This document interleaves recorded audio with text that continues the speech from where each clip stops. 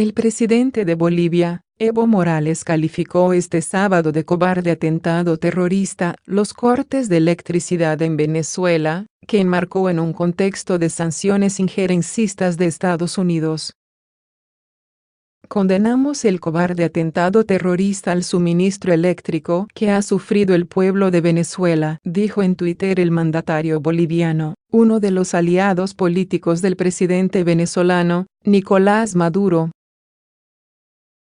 Morales expresó en su mensaje en la red social su rechazo a las constantes sanciones injerencistas de Estados Unidos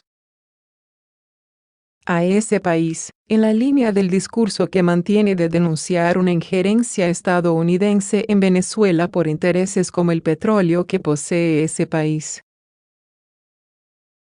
Reiteramos que los pueblos de América Latina solo deseamos vivir libres de toda amenaza, sentenció el mandatario de Bolivia.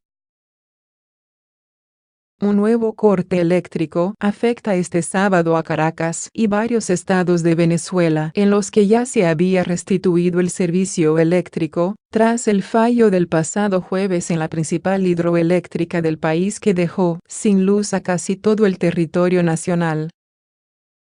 El gobierno de Venezuela ha asegurado que el apagón es producto de una guerra eléctrica y un sabotaje en la principal hidroeléctrica del país, el Guri.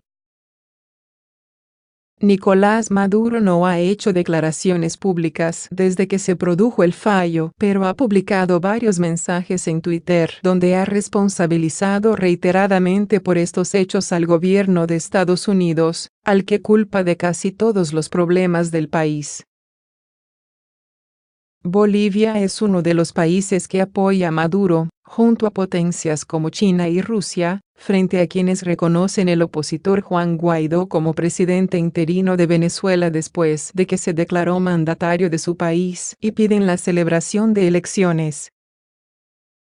Estados Unidos, gran parte de los miembros de la Unión Europea y países de Latinoamérica, entre otros, respaldan a Guaidó, jefe del Parlamento venezolano.